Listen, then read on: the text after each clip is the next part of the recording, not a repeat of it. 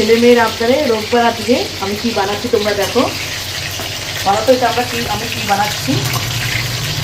আমি chilli chicken করবো, সেই চিকেনটা ভেজে নিচ্ছি।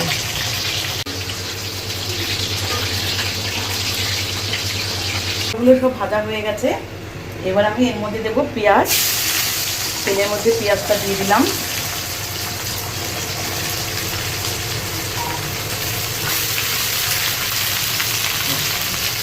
এবার একটু নাড়াবো।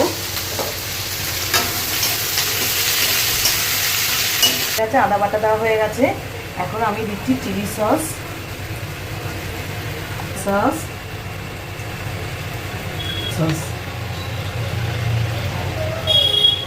এগুলো দিয়ে এখন আমি আরেকটু নাড়বো।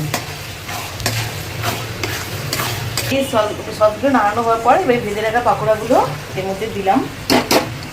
দিয়ে এবার নাড়িয়ে একটু গরম জল দিয়ে নামিয়ে নিলাম। বন্ধুরা, এই আমার চিলি চিকেন কমপ্লিট হলো।